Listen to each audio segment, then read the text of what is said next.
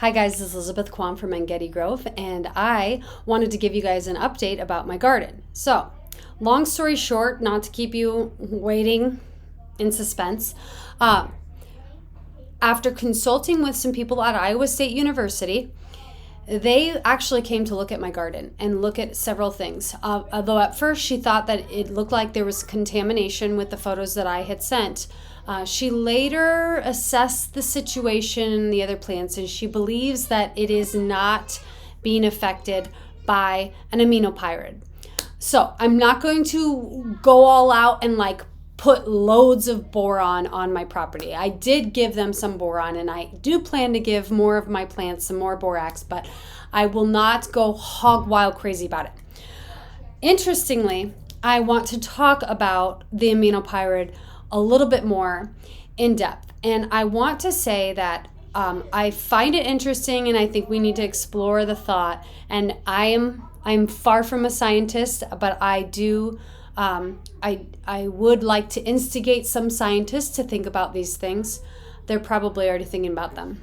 A lot of people are probably already concerned about our consumption of being able to, in some part, consume aminopyrids or clopyrids through the food system, through animals, through everything. So even though it is legal in the United States, it doesn't mean people aren't fighting against being able to have the government just use this substance without further warning people. The aminopyride is a metabolite product, an acid, from the degradation, as I'm learning, of tryptophan, a tryptophan compound in our bodies. Well, or in an organism. So I believe, I'm not hard concrete, but this would be farmed from a yeast or a bacteria. And what I found also interesting, because they're not farming it from us, what I found interesting is tryptophan actually is an amino acid in our body that our bodies has lost the capability of processing and making tryptophan. So we cannot make tryptophan, but we can consume it in things like turkey. Turkey meat has quite a bit of tryptophan, and some other things. I should show you what things have tryptophan. In the end of this video, I'll list some foods that have tryptophan. Anyway, or bacteria in our gut could make it for us. An issue that we have is our guts are leaky now. Our guts are letting microbes get all over our bodies, which I believe we are not meant to have a bunch of microbes, fungus, and bacteria all inside of us everywhere. Some people theorize, oh no, the blood it has a microbiome, and the brain has a microbiome. But I would like to say that we are likely not a very healthy cohort of people. Even the most healthy lookings of us are not healthy and are not a good control subject. I don't believe we have good control subjects anymore, honestly. Anyhow, but the tryptophan, interestingly, the metabolites in tumors, in surrounding tumors, are more, there's a concentration of more tryptophan metabolite disorder in and around tumors and in the body of those of cancer patients. Tumors are now known, and it is known that fungus and bacteria are found in tumors. Some certain types of fungus and bacteria are found in tumors. And even possibly the cancer is driven by fungus. And I believe that strongly. The cancer tumors function very interestingly like a fungus, as if the fungus hijacked your cells. And this isn't a crazy thought. It's just not crazy. It's like we know that some fungus hijack, viruses hijack. I mean, you can think about bacteria hijacking DNA, and even just, that's how some DNA gets changed in our body. Anyhow, this is not weird and out there. This is all science. But I would really like to spur the thought of, because they're exploring, okay, so why is tryptophan so activated here by the tumor, around the tumor in the body of a person that has cancer?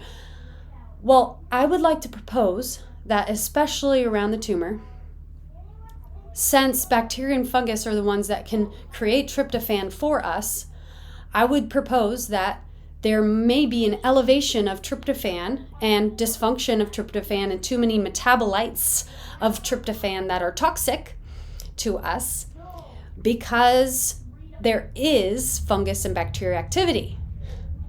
Not that we need to explore the different ways that we can use metabolites to inject ourselves with more metabolites. That's the thought. Like, let's use this different metabolite to inject ourselves more with that's helpful. And see if that can, make it function or whatever. No, like I believe if you attack it as if it's a fungus, because most cancer patients die of fungal infections, if you attack it like, I am going to help this immune system the best I can to fight a fungal infection, I believe that you will be attacking that dysfunction of tryptophan in itself. So I think we should be thinking about this. What's disagreeable to me is the fact that we are using a metabolite of tryptophan that kills plants all the time, kills plants by overgrowing them to death.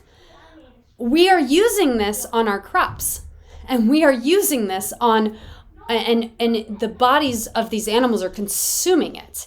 And we do some little trials that are not very compatible with the lifespan of humans and the severity of what could happen in a lifetime. And we have a rise of cancer. It isn't in question. The rise of sickness, cancer, autoimmunity, disease, like all of that is on the rise. And our susceptibility to all of these things are higher because of all the pollution that we have in our bodies, that we're just pouring inside of our bodies and eating inside of our bodies. And also using antibiotics in itself. Antibiotics are mycotoxins, mold toxins. They are mold primers. They are supposed to help prepare a substrate for mold growth. How are we not supposed to think that the antibiotic is preparing us for mold? That's what it does. That's its job. We know that with the higher prevalence of more antibiotics, the higher prevalence of the ability to contract cancer. We know this. We just do. I would like us, I want people not to be scared. I want people to be inspired more to participate in producing their own food, to participate in their own health, because it's not going to come from higher up. I'm sorry. It's not going to come from the government. It's just not. Our horticultural specialist sent me this. I feel that often when you grow garden beans, you see some rough foliage that first emerges, and it's common to have some leaves with deformations and inconsistent sizes and shapes. I think it has more to do with temperatures and soil moisture than anything else. The new foliage, trifoliate beyond that first set of undivided leaves, looks to be pretty healthy. This damage looks more like an environmental stress, dry conditions, etc., than anything herbicide. So that was very encouraging. I am encouraged, although I have never had my beans look so hideous in all my life. The fact that a lot of them did not germinate was discouraging, and they look kind of horrible. But my grandma gave me some good advice. My grandma gave me what I think is good advice. She said, try mixing some of the soil with a bit of peat moss and some horse manure, and mix it up, and then use that in some areas, So I may try doing that. I'm going to rip out my lettuce, and I'm going to rip out my kale. It just did not thrive. It's stagnant. It's like not doing anything. And the lettuce is beyond wanting to be, like, it's already going to be starting to get bitter. And I'm glad that I was able to harvest a lot from my mom's house. So the lettuce stage is kind of over with. And now you could get another, in the fall, you could get some good lettuce growth. And that would be delicious without the bolting. But Iowa, it goes from cold to hot in a snap. So it's very hard to get those cooler weather crops enjoying a long time of prosperity.